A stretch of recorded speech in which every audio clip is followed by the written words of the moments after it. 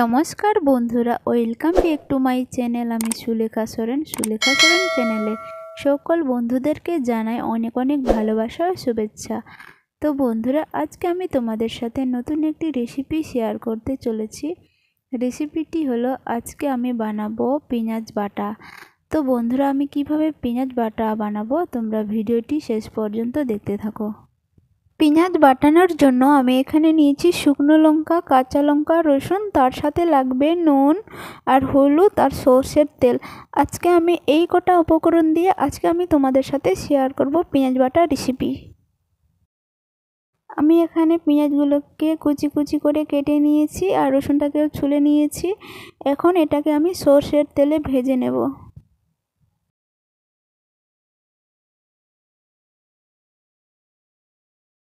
গ্যাসের মধ্যে কড়াই বসিয়ে দিয়েছি আর আমার কড়াইটা গরম হয়ে গেছে। এখন আমি সর্ষের তেল দেব।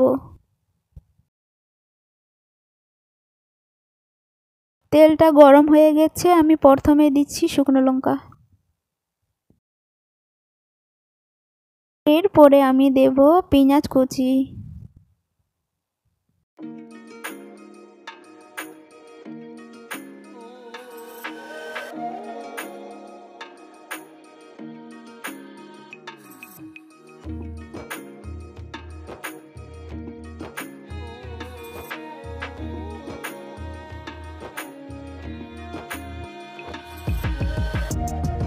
এখন আমি দিচ্ছি রসুন।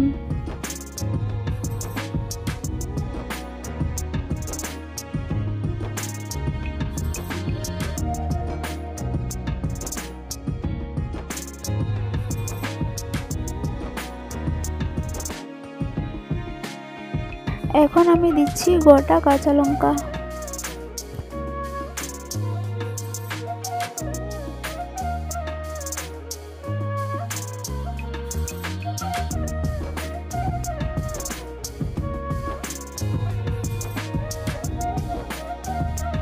গ্যাসের আঁচ কমিয়ে লো মিডিয়ামে রেখে কন্টিনিউ 1 মিনিট পর পর নাড়িয়ে যেতে হবে।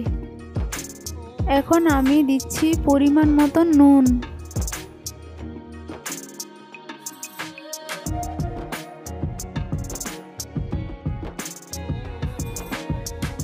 আমি এখন অল্প একটুখানি দিচ্ছি হলুদ গুঁড়ো।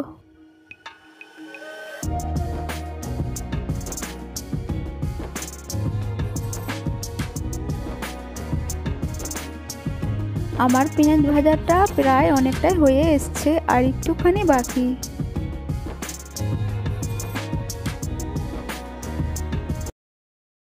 পেঁয়াজ ভাজাটা আমার হয়ে গেছে, এখন এটাকে আমি একটা থালাতে নামিয়ে নেব।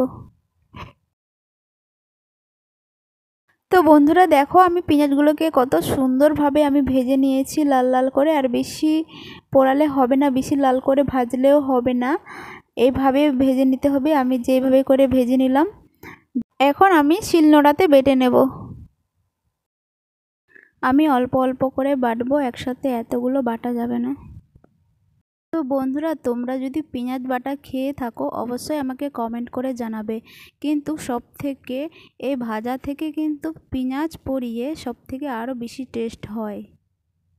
সবথেকে আরও ভালো লাগে কাঠের আগুনে পেঁয়াজটাকে পুড়িয়ে শিলনোড়াতে বেটে, সেটা কিন্তু আরও হেভি টেস্টি হয়।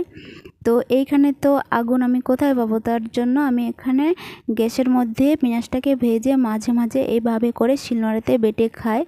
তো ভাবলাম একটুখানি রেসিপিটা বন্ধুদের সাথে শেয়ার করি। যখন আমরা মালদাতে গ্রামের বাড়িতে যাই তখনই আমি কাঠের আগুনে পেঁয়াজটাকে পুড়িয়ে শিলনোড়াতে বেটে খাই। গরম ভাতের সাথে বলো আর পান্তা ভাতের সাথে বলো, জমে যাবে। আমার বাটা হয়ে গেছে, এখন আমি হাতে করে ভালোভাবে মেখে নিচ্ছি, কারণ সবগুলো একসাথে মিশিয়ে যাবে ভালোভাবে। তো বন্ধুরা, আমার ফাইনালি পেঁয়াজ বাটা কমপ্লিট। তো বন্ধুরা, তোমরা তো পুরো রেসিপিটাই দেখলে আমি কিভাবে বানালাম পেঁয়াজ বাটা রেসিপিটা। সত্যি কথা বলছি, গরম ভাতের সাথে আর পান্তা ভাতের সাথে দারুণ জমে যাবে। যেই কোনো বাটা শিলনোড়াতে বেটে কিন্তু আমার ভীষণ ভালো লাগে খেতে। তো বন্ধুরা, তোমরাও কিন্তু এইভাবে অবশ্যই বাড়িতে একবার ট্রাই করবে। একবার খেলে বারবার খেতে ইচ্ছা করবে।